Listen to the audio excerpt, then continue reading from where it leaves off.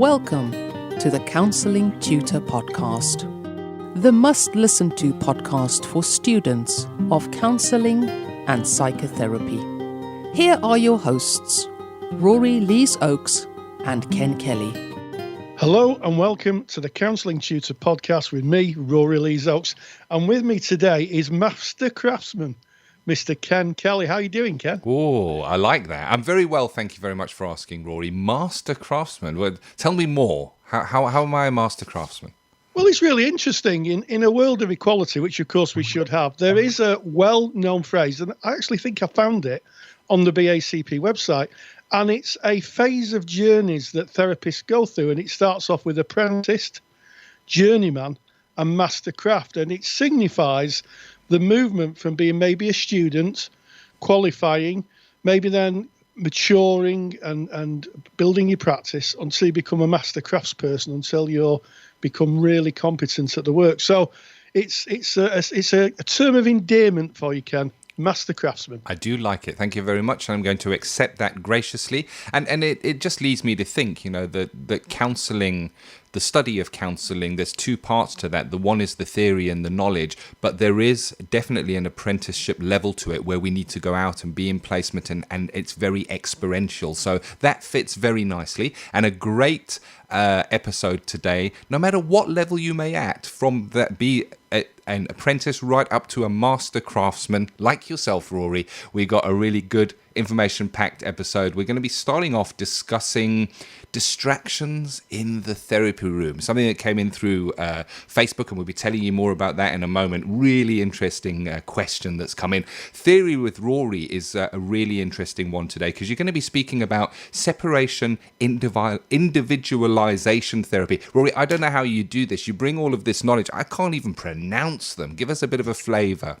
Yes, it's the work of Margaret Mahler, so there's a joy in itself, a female voice in the world of counselling theory, because, when you look at all the kind of counselling theorists, a lot of them would seem to be men, so there's a joy in bringing a behemoth, Ken, that's the word I'm going to use, a behemoth, which means a giant of intellectual thinking, in this case, Margaret Mahler, a psychiatrist from New York, who gave us a really interesting theory called separation individuation theory, which is how children, when they're born, starts to separate from the mother and start to build their own identity.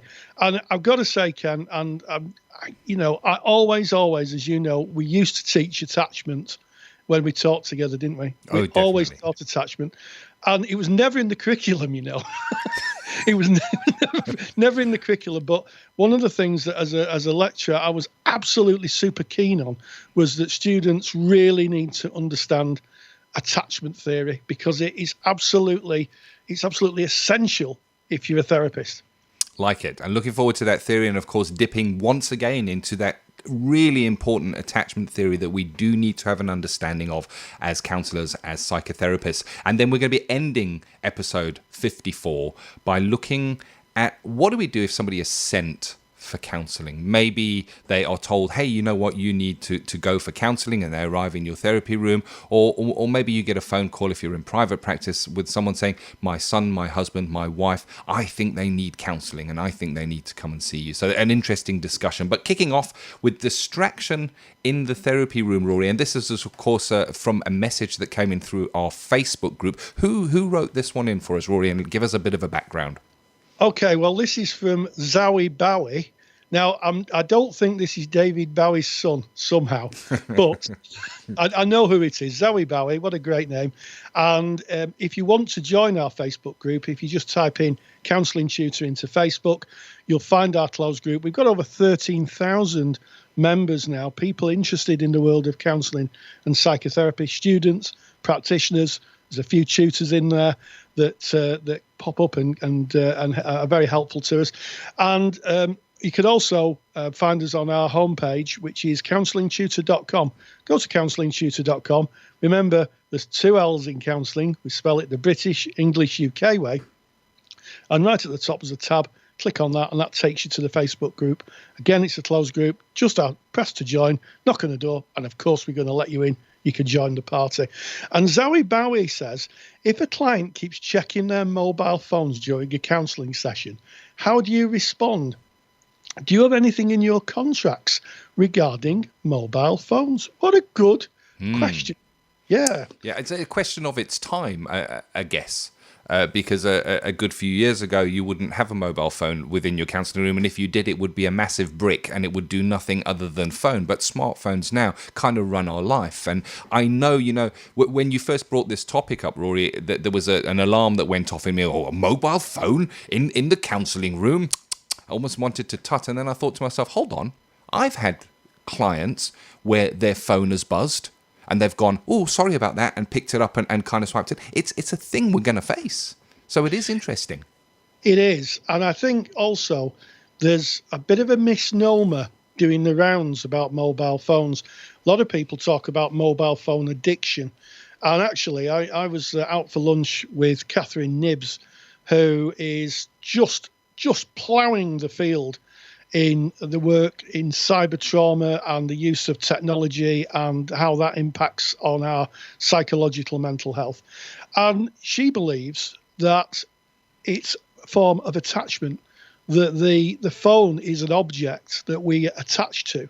And it should be viewed, I think, as having another person in the room and then addressing it in that way. Because it's like carrying all your friends in a little box, isn't it? You got all your friends in a little box, and it's amazing. I was having a tea the other day in a tea room, and somebody on the other table, it was a young woman, and she'd swapped her mobile phone contract, and she was sitting peering at her phone, and her mother caught my eye and said, the phone's waiting to come online. They're waiting to, fire it up or get it to come online. She can't access her contacts. And she was getting palpably distressed, rather like a child who was separated from a caregiver. It was really, really noticeable. So I think in the therapy room, it should be addressed like that. And it is about a object. And we're going to talk a little bit about object relations in the theory section, but it is an object, and it is something that provides comfort, and maybe that's the way to address it, Ken.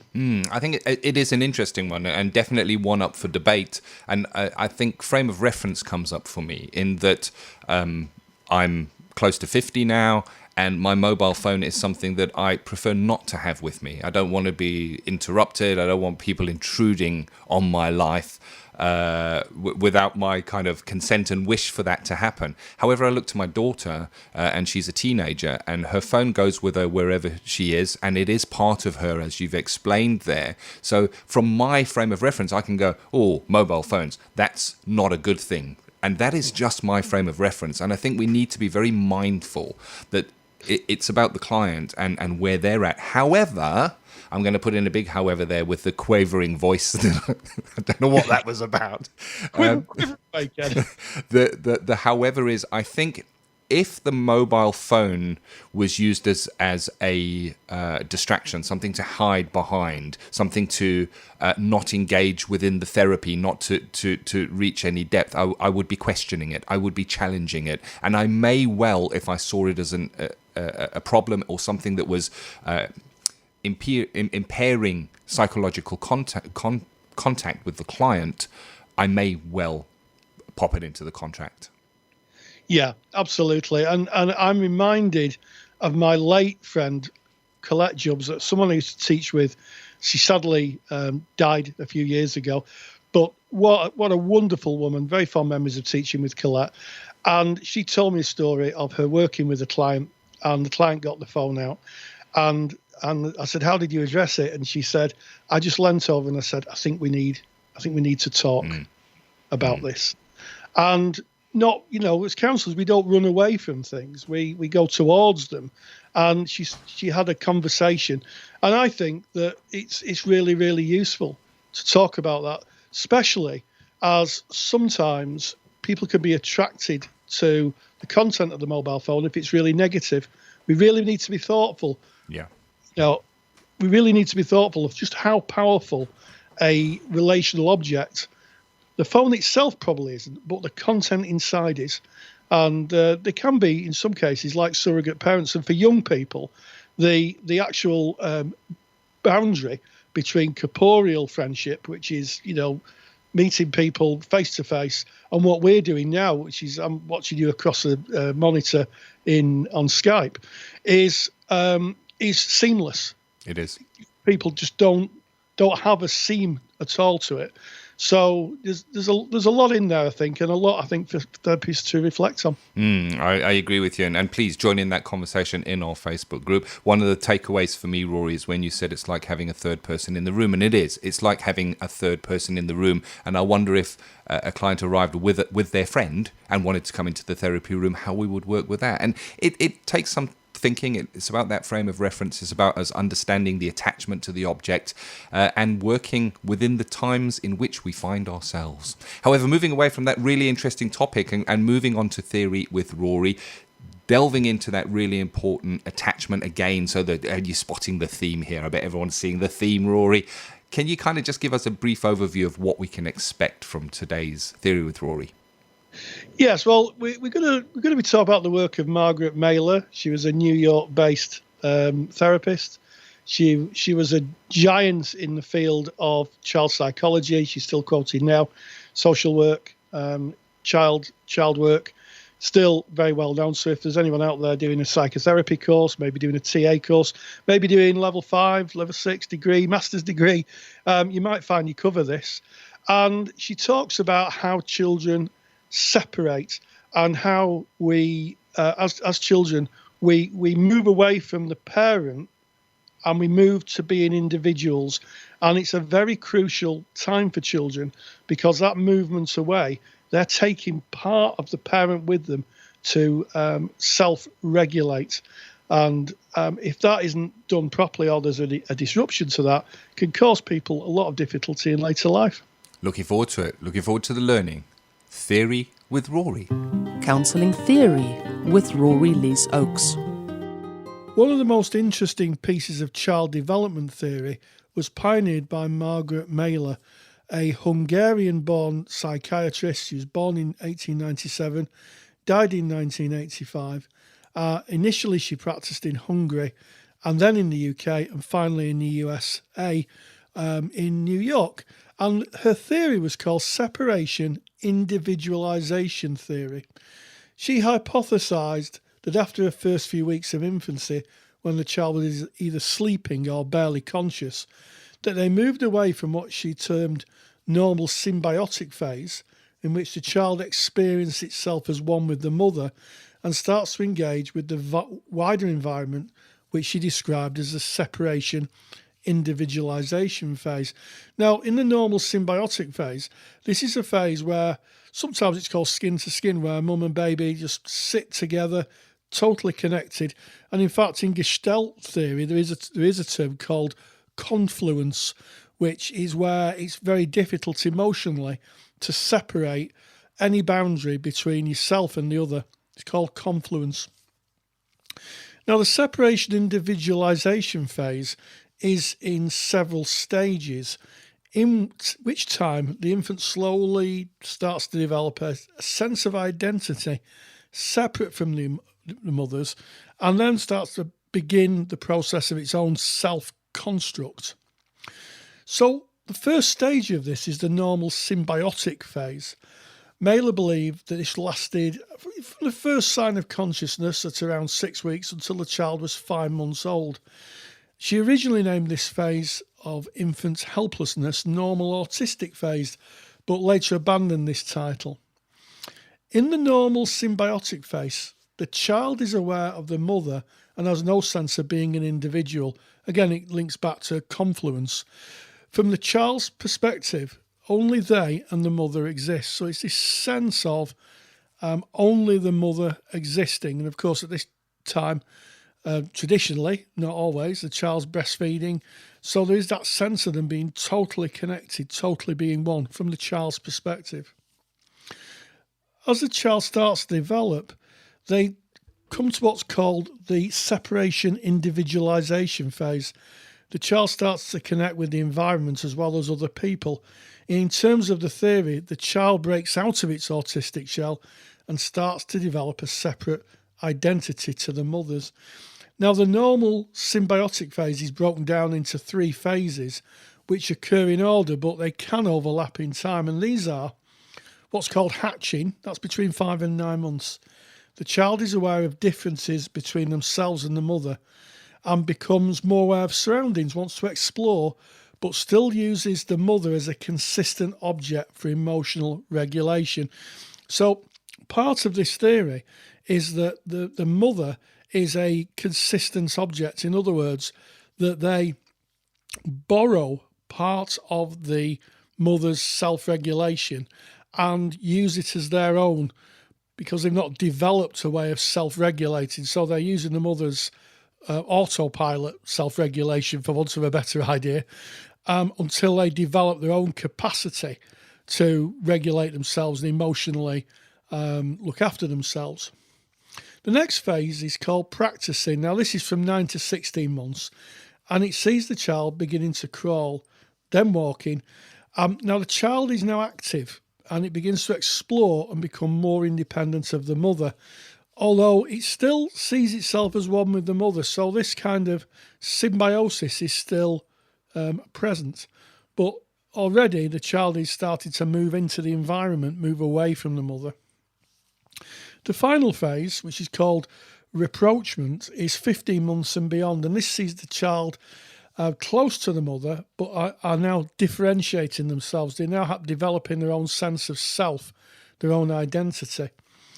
The child becomes aware of their ability to be mobile and to separate psychologically from the mother, although they still wanting to be in eye contact as they explore the world. And that's that sense of a child running off and getting so far, maybe in the supermarket, and then looking back to make sure they're still in the eyesight of mum, because they're still using mum to self-regulate themselves.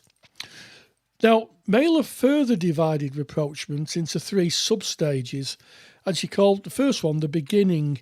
And the beginning is the young child is motivated by a desire to share discoveries with the mother.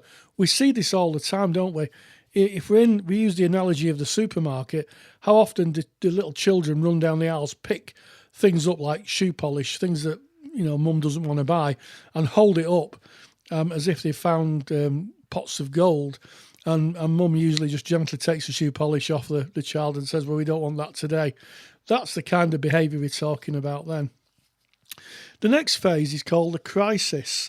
And in this, the child's conflicted between staying connected with his mother and exploring, leaving the mother to become more independent. And I guess in this phase, this is where the child runs off out of sight. Mum calls child won't come back. Mum says, right, we're going to go without you. Starts to move off in the hope that the child will run after them.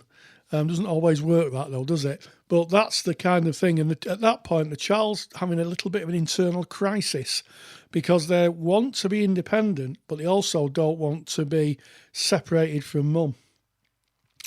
And finally, solution, that the child resolves this crisis, working to the process of his or her development individually. By the fledgling use of language, saying, no, don't to do that, can I look at this? And how the mother reacts to this newfound freedom.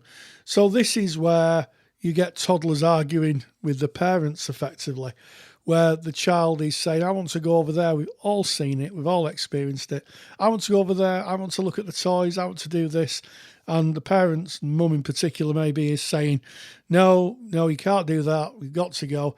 And it's the child is kind of, in this behaviour, frustrating as it may be if you're a parent, what the child is doing is they're trying to stamp their own individual view of the world and move away from being dependent. So in some aspects, it should be celebrated that the child's actually arguing with you, although maybe that's not always the case. Mahler also believed that anything that disrupted the process of separation individualization may later in life disrupt the ability to maintain a sense of individual identity. So if any of these stages are interrupted, what might happen is you get a very over-dependent child, or maybe you get a child that kind of dismisses people. It just doesn't connect. And it all links in really with Bowlby's attachment theory. It all connects back and interlinks in more ways than one, really. However, if these stages are completed without disruption, the child goes on to develop the beginnings of what's called object consistency. And this really is an idea by Bowlby. And it's the idea of the child being able to balance their independence as well as the need for the mother. And it also allows for the child to draw on a positive internal image of the mother. Thank you as always, Rory. So insightful. And there it is again, attachment just showing itself, and the importance of understanding that, even if it's not linked into your coursework and you don't have to write assignments about it, having this understanding, seeing it play out maybe in your placement, knowing, I guess, what they term the human condition, Rory, is so important. And anybody who has researched at that level of depth is worth listening to. And of course, a really valuable handout from Theory with Rory today. And if you want to get that, really simple. All you do is you go to counsellingtutor.com, click on the podcast tab, go to episode 54, that's today's episode. The show notes are there and you can download that from within the page. However, if you are a member of the Counselling Tutor Handouts Vault, well, that handout has already been added to your vault, so you can just log into the vault and it will be there for you to download whenever you like.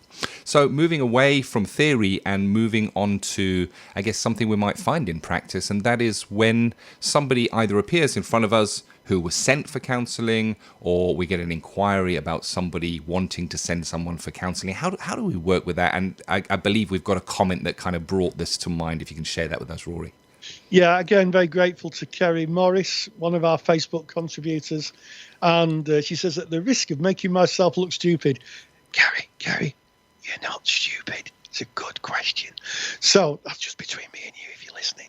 So when we're looking at the 7 stages of the process, so I'll just review the 7 stages of the process. It's the work of Carl Rogers. It's person-centered therapy. And it's 7 positions. It's a journey that clients go from being very rigid and fixed in the world to being very fluid, living life on life's terms as opposed to hoping the world's going to change for them and that they can stay as they are. Because person-centered therapy is, after all, a growth model. It's about personal development. And she's asking, if someone comes in at stage 1, say they're sent, and she talks about a condition of bail or a child protection order, would they likely to stick with it if the core conditions are used? Or does being in stage 1 mean they're unable to engage with the therapy and would need to move themselves naturally through the stages? What a wonderful, wonderful question, Ken. It is. And it's, again, it's I dare I use the word tricky. That's the word that came straight up for me. It is tricky, and it depends on the individual, again, the person who you find in front of yourself. I know from my own practice, I've worked in a college situation where sometimes a learner will be sent and told, you need to go and speak to the counsellor, and they appear in front of me, and when I explore with them whether they think that they need counselling, they say no, it's the tutor that's got the issue. So so that's the end of that then, because they're not there for themselves. But I've also had people where in my private practice where maybe a spouse or a loved one has suggested that they go for counselling, and they come in and they say, you know what, I've been sent, I don't know that I need counselling. And we've gone on to have really rich, deep sessions where they've taken so much away and have moved through those stages of process. So it depends on who they are. It does. Just one thing. It's very unusual for a court to say, as part of, I used to work in the criminal justice system, and it's very unusual for a court to make an order for someone to have counselling, because they know that. They know they can't force people to change. They may send them for some behavioural counselling. Think First is a good one, where it's a course of, I think, 20 weeks, where it's a cognitive session. And when I worked in the probation office, I worked as a housing advice person. People would come in and they said, I've come for therapy. And the therapy really was getting them to kind of think in a different way and look for other ways of living a life rather than offending. But in terms of therapy, very, very difficult. Tony Merry in the book Learning and Being, which is just an absolute must-have, I think, if you're a counselling student, as a book, talks about the 7 stages of the process. And he makes a really interesting point, Ken. If somebody turns up for therapy, and clearly it's everybody else that needs to change, and if a therapist then continues, what's the ethical position? Yeah, and the ethical position is that to engage in therapy is unethical. Yeah. Let's be clear about that. If you've got someone sat in front of you, and they really don't want to be there, it doesn't matter how much core condition that you produce. You could have huge amounts of empathy, massive amounts of congruence, heaps of unconditional positive regard. Yeah. But if the client doesn't want to change, then you're both wasting your time. And in fact, I can give you a link to an experience Rogers had when he was at Wisconsin, which was his final kind of university before he moved to La Jolla in California. He worked in what he called the Psych Project, and he published some really interesting research working with clients with schizophrenia. And the research really still stands today. And he basically said that therapy will work with most people as long as they're motivated to change. Yeah. And he was interested that his research at the time indicated that people with schizophrenia and general members of the population were the same in that. If they wanted to change or wanted to engage, then almost certainly some outcome would appear. But if someone isn't, there we go. Yeah, and you speaking, and I think the comment referred to the core conditions. If we present the core conditions, and keeping in mind that only 3 of the core conditions are facilitative, the other conditions are 2 people in psychological contact. So if that person is not willing to engage, they don't want to engage, they're there for ulterior motions, they will not be psychological contact. Also states in the in all of the conditions that the second person can at least sense to some degree the empathy and the unconditional positive regard from the therapist. And if they're closed down, they're not going to pick that up. So the conditions are not met. And I nearly said Rory said. Rogers said, you see there, we're back to that master craftsman that we started with, Rory. Rogers says that the conditions are necessary. They all need to be there, and they are sufficient, of course, but they need to be there for that to work. And just another thing that came to mind is when you said the person really needs to change is right from level 2, first concepts in counselling. When you're doing the short 10-week course, one of the things you learn is nobody can be sent for counselling. And there's even a joke about it. How many counsellors does it take to change a light bulb? 1, but the light bulb has to really want to change. That is truly an awful joke, Ken. I know. I bet you that if you're listening to this, you will use it, though. I bet you will. I bet that'll be told in classes through the length and breadth of the country. Yeah, and of course, the final condition, Ken, which you sometimes refer to as the hidden conditions, is that some level the client needs to accept the congruence and unconditional positive regard of the therapist. Yeah. In other words, that's about trust, and it just wouldn't work. So the answer is that if you got 10 clients who are at stage 1, it's very possible that one maybe decides in some kind of change of heart to engage.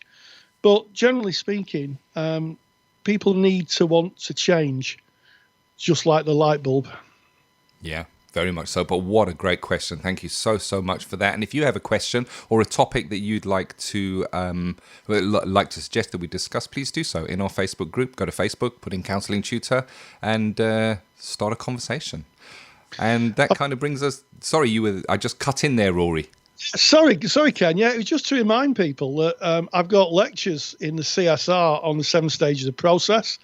I've got lectures in the CSR where I talk about attachment theory in terms of straight attachment, which I think every therapist really, really needs to know.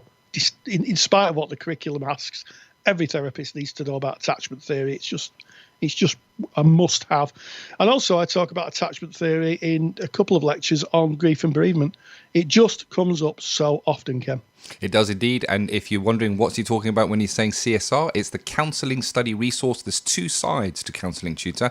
The one is this side, the free podcast that we put out. We put out so much free content, blog posts, articles, downloads, handouts. But we also have a specialist section where it's kind of a paid-for service. It's Counselling Study Resources, and it's resources to support you in your studies. If you're interested in that, you can either go to counsellingtutor.com. It's right there on the homepage, or the link to it is actually given just at the end of this podcast, which has been a cracker, as we say, Rory, in Warrington. A cracker today. We started off looking at distractions in the therapy room. Some great theory with Rory when we were looking at separation, I can't say it, Rory. You're going to have to put it in there for me. It's my tongue again. Separation, individuation therapy. There it is. And then, of course, being sent for counselling, linking that into the 7 stages of process. What an episode. I've loved it.